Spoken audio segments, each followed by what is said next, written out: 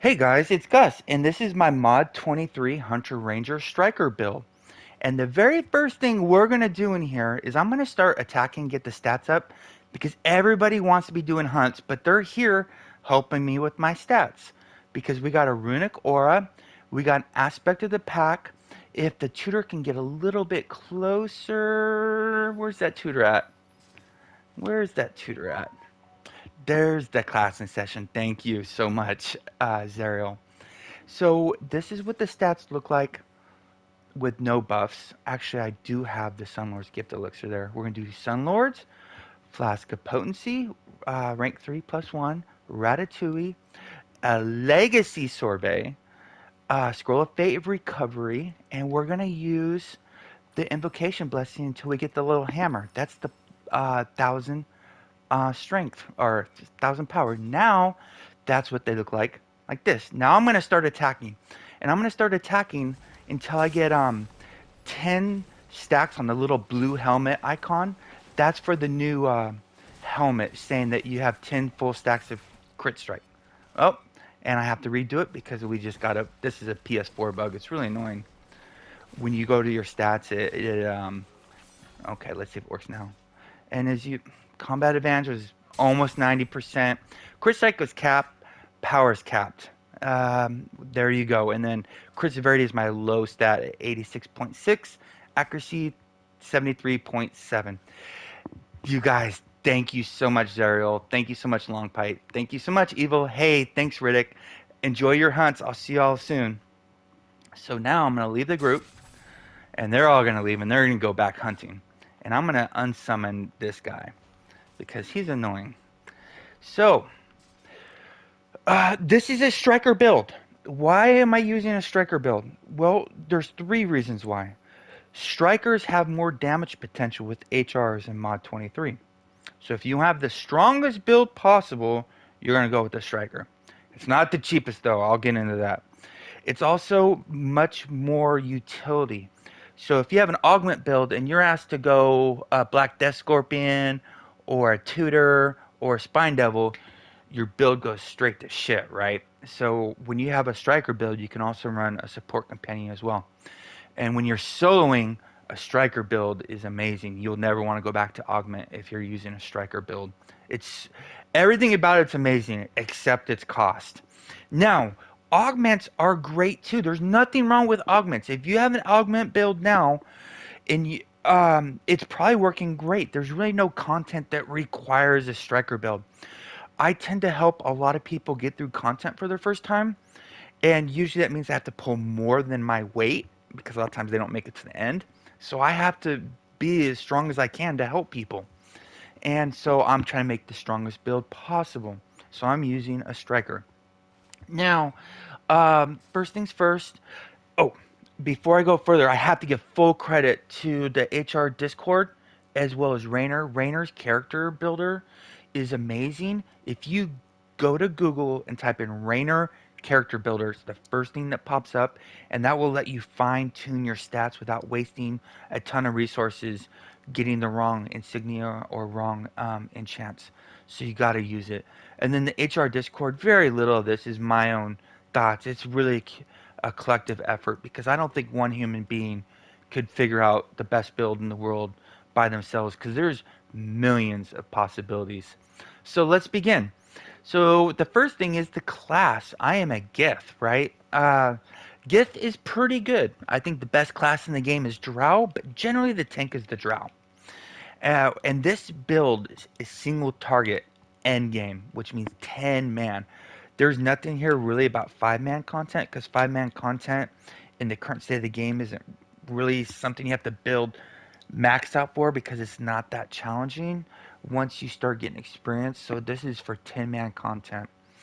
Uh, Drow's best, Mezzo's second best, and the third best would be the Metallic Dragonborn. The problem with this build is it's capped on power. So if I use the metallic, I would lose that 3% power because I wouldn't have any use for it. Now I could use that and not have to use the invocation blessing, but then I'm still wasting 2,000 stats.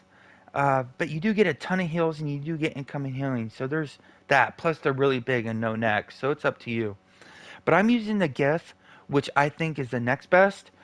Better than Wood Elf. Wood Elf gives 5% crit strike, but it does not give +2 to the strength attribute, whereas the GIF does.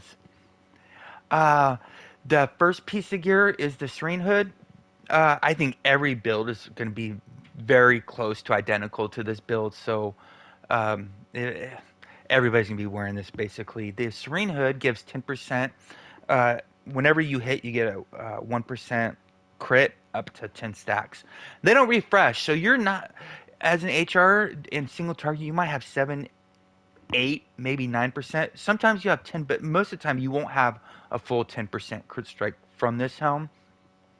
But you do have a lot more, and it's really better than everything else. I went with the old rib cage, not the newer one that has the combat accuracy. The reason being is there's a lot of sources of accuracy in the game right now, so it makes making an optimized build harder with the other one. I don't think it's as effective as this build, so I'm using the crit severity, and we're using the new petrified armlets. These are amazing for striker builds. The 7500 rating for crit severity is great for striker builds because there's a lot of room to improve our builds. Whereas in an augment, your most augment builds are overcapped on every stat, so there's really no reason that 7500 rating would be useless. So our builds are getting this much better because of the this piece. You don't need the plus one.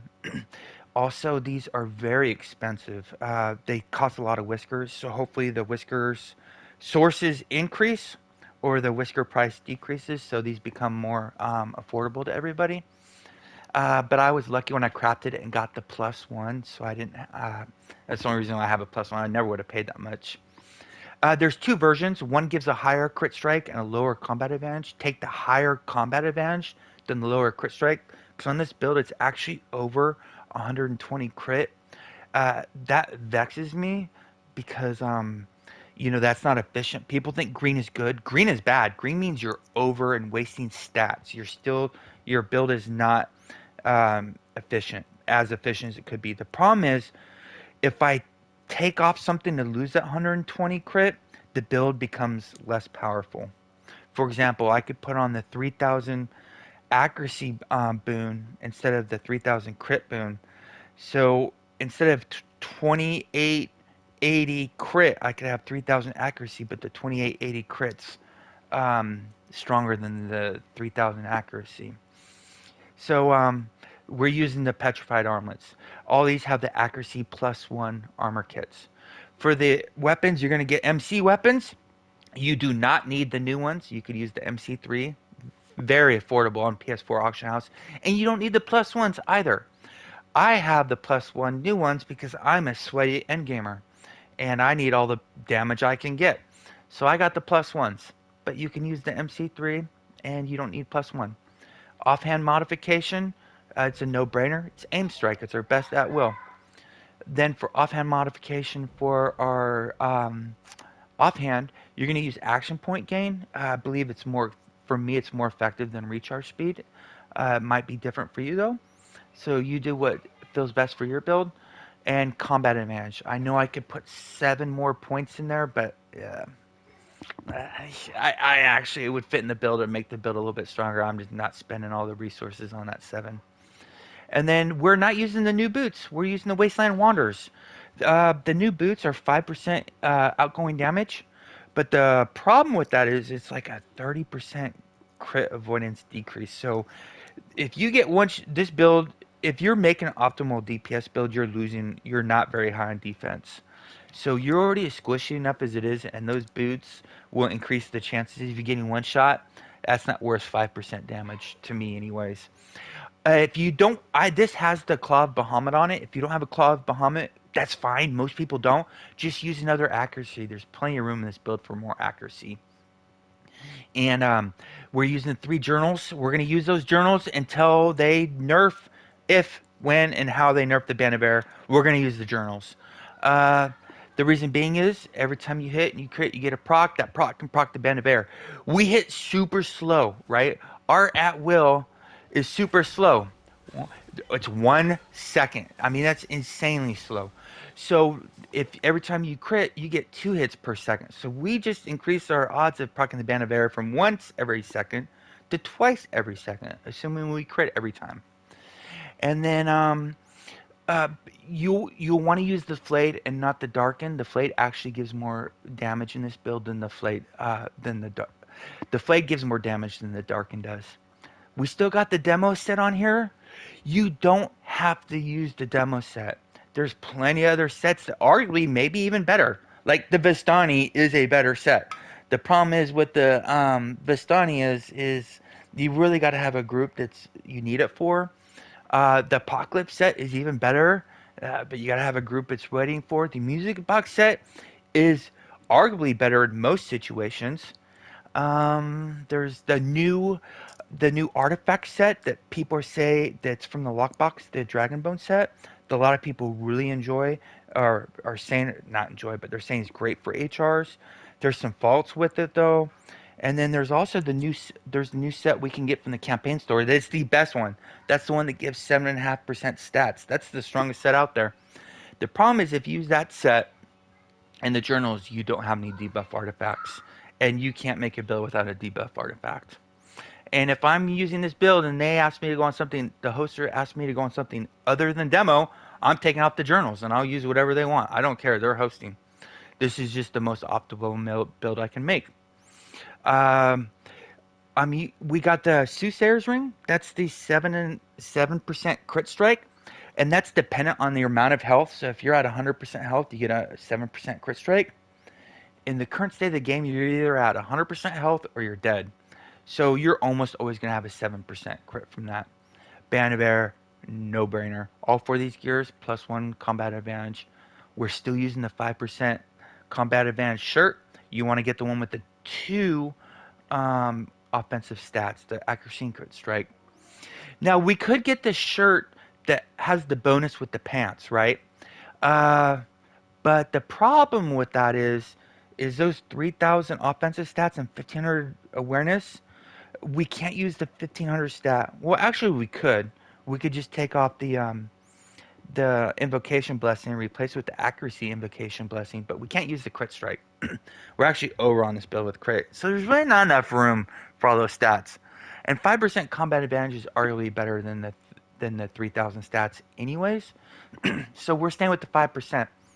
And then the new pants, there's this pair that has the 2,400 crit strike. That's the pair you want. Don't select the wrong one.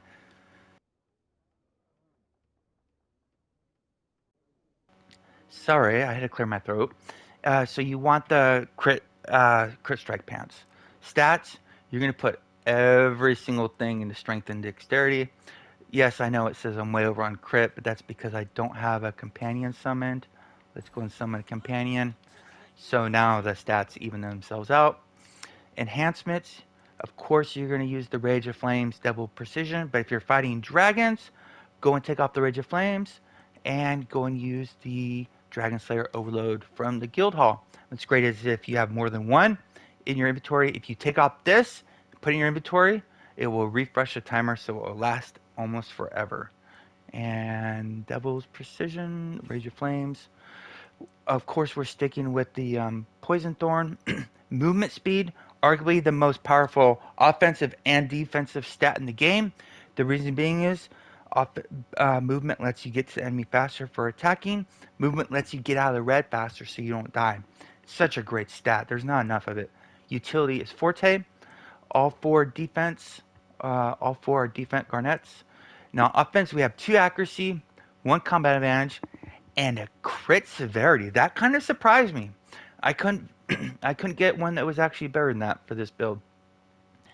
Uh, Parents, big deal. Powers, nothing's really changed. In the 10-man trial, you're always going to use aspect of the pack. All the time, every time, unless there's 2 HRs. But if you are using aspect of the pack, which the other power you use just depends on the content and the group you're running. Usually Crushing Roots or Seeker's Vengeance. But that could change depending on what power you're using up here, right? But the one surefire thing is if you're the only HR, you're going to use aspect of the pack. For Tom, I like Crushing Roots because when he phases, he still gets the ticks. For the new Tiamat, I don't know if Seeker's Vengeance working because I don't think you can get behind the dragon. So that's up to you. And but if you're the only ranger in the group, you're probably gonna use commanding shot, which means you're gonna have three powers to do the strong grasping roots, which means you probably don't need crushing roots either. So you can go with aspect of the falcon. So it really depends on the group you're running. Um, but if you're not using commanding shot, you're gonna use long strider shot, gushing wound, constricting arrow, still breeze, hindering shot, hindering arrow. No big changes right there. Aim shot is your main. Split shot will be your second main unless you're on completely single target. Then you may use careful attack. All the bottom ones except for this one. Some people, if you're using commanding shot, you may want to go commander in chief for the 10% outgoing projectile damage. Those cooldowns, losing the cooldown stinks though. But more than disruptive is great too. I prefer Slasher's Mark and the Slasher's Expertise because the faster, if you have 10 debuffs and mounts and everything going at once, that Slasher Mark hits super hard. And then followed up with that Gushing Wound and Hindering Strike, you're doing a lot more damage as well during the artifact call. Uh, the meta has, but if the longer the fight goes, the more valuable, more than disruptive goes. We talk about this often in the HR Discord. Nobody really has a conclusive answer. It's really your preference, and I prefer Slasher's Mark. Boons, movement speed's no brainer. Unless you're trying a new dungeon and you don't know it yet, then you go Revive Sickness. You're going to go. Here I have Crit Strike. Power, of course, I can't use that because right at 90% power. And then normally defense would actually give you more survivability, but I chose hit points because it makes the stag heart a little bit more stronger that helps the group survive. And the campaign boons, nothing's changed at all. We're still using Bloodlust, Masterclass, uh, AP gain. I prefer the AP gain more than the recharge, but some people prefer recharge. And then put all your points in all the offensive ones you can. Then the marathon, the 12.5% movement speed is amazing, and all the rest you have in defense. Companions, the companion bonuses you're going to use is you have to use Raptor's Instinct. Raptor is the strongest equipped bonus in the game. It's stronger than Batiri. Batiri is also amazing, and we're single target, so you're going to have these two equipped. Defense, Minsk is probably the best defensive one we got. Now, for single target, there's a lot of stuff you can do, but for how I have these stats balanced, the crit severity, and then the alchemist in the utility. I would prefer to use a Dritz Wolfguard, but you can't because they're both offense, and you're already using two of your offensive slots in Raptor and Baturi, so you only have one more left. And you don't have to use Dritz. There's I think 5 or 6 crit severity companions to pick from. Summon companion. Uh, there's you're gonna use support companions are best, but usually the support classes use support companions. So for single target, I prefer Githyanki and or Pseudo Dragon, depending on the content we're running. I'm still mixed on the new trial because Pseudo Dragon is it forces combat advantage. So when you can't get behind an enemy, it will sometimes give you a combat advantage. But the Githyanki is so good on mobs, and there's a lot of and the mobs are actually an issue in the Tiamat rework, in the Master Tiamat. So I don't know which one yet. Probably Pseudo though. And then the equipment, what's great about this build is you can fit all three 1400 tarnished emeralds in here without over capping any. So these are the best ones. They're the only 1400 double offense in the game. But the problem is it's really hard for most builds to use up all this crit severity without going over cap. That's what's great about a striker build is you can. And then of course you're going to have the companion enhancement. Cute senses for the 7.5% combat advantage. Mounts. The colors you can use, there's three that I like. The other two, whatever you want. So this gold increase, any practical you want. You're going to use the encounter power 5%. This is my favorite. Movement speed at 5%, and you don't lose any stats because it's 1,000 combined rating. The crit severity, of course. This build still needs crit severity. It's funny. Everybody's like, crit severity is easy to get. I'm like, are you sure about that? And then whatever you want for supportive as well. I just happen to have the outgoing healing even though I'm not. Now, if you're on an augment build, you're probably using a lot of brutals and a lot of dominance. With a striker build, you will use none of those. You will use all skills and aggressions. If you look at skill, aggression, skill, aggression, skill, aggression. You're going to use them all because we're capped on power without any of that. So two Assassin's Covenants. We could use a third. It would make the build actually a little bit stronger. You get about 800 more stats because we're already over on crit, so it wouldn't help crit. So it actually 750 more stats. So it would help this build, but the problem is 10% movement speed is worth way more than 750 stats to me. Anyways, plus it make you a little bit squishier. So I'm just sticking with two Assassin's Covenants. Two Warlords Inspirations to increase your striker's damage. As far as the last I tested, it's been a couple months. The third Warlord actually decreases your companion's outgoing damage. It's funny how they didn't fix that bug before they started nerfing stuff, and they've known about this for a long time. That's a whole nother topic, though. So one Gladiator Guile, two Assassin's Covenants, two Warlords. Now, if you want, you can take another Assassin's Covenants on and do another Gladiator for 5% more movement speed. Up to you. They're both good choices. And I believe, yep. So ferocity, I could put on accuracy. I have room for 4,500 accuracy in this build.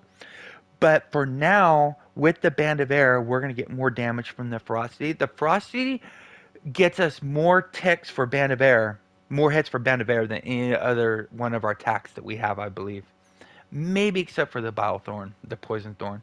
This is a big boost to our Band of Air damage because we have so few hits.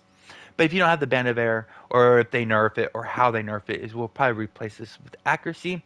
Tunnel Vision is great. Tunnel Vision is about the seventh best um, power in the game for group play. Tunnel Vision, your first parties are always your Swarm, your Eclipse Line, your Pegasus, arguably your Hag's Cauldrons, your Rexes, those mount powers. And then what you're going to do is your tunnel visions, you're going to give to your strongest DPS first, with the first being the Arbiter. The Arbiter benefits, the group benefits from the Arbiter using tunnel vision more than anybody else if it's a strong Arbiter. After that, you're going to give the tunnel vision to whoever's the next strongest in the group. But I'm very fortunate. Groups know that I have basically all the debuffs. So if they need one, they just say, "Gus, can you use it?" Because I know I'll equip it, and I don't care as long as the group opens that chest at the end, right? I think that's it. Oh, so I used the Legacy Sorbet at the beginning.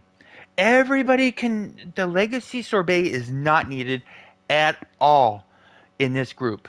Um, why so? Because if you want, you can take off this AP horn and you could put on, where is it?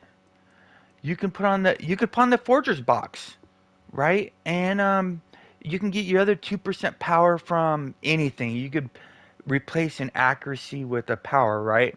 In your overloads. You don't need the 10% sorbet at all. It just, if you want to make the strongest build possible, you're going to use it. And what's great is on the striker build, you can use all 20% of those stats, but on an augment build, I don't think it's possible if you're also using a tame velociraptor. It's that good. So if you're using the old sorbet, if you're using the cheap sorbet, which is me most runs, I'm just going to use the 5% one, right? I only save the 10% for super sweaty runs, but this build is making the strongest build possible. So a 5% is just fine. And then just use a Forger's box and do whatever else gives you 2% more power. Shoot, maybe even go back to Metallic Dragonborn. And in that case, actually, it'd be perfect because then you could put that thousand. That you would actually use all 3% of the Metallic Dragonborn, the 3% from the crit strike, and then you could use the 1% from your invocation into accuracy. So you could use it all up. So the 5% sorbet is just fine. Uh, the 10% sorbet is better, and it's better for strikers than it is augment builds. I think that's all I got.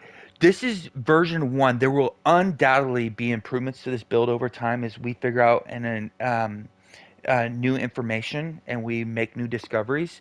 So if you got any comments or questions below on how to improve this build or something that was left out, please comment below and I'll do my best to get back with you. Stay classy, Neverwinter. See you soon.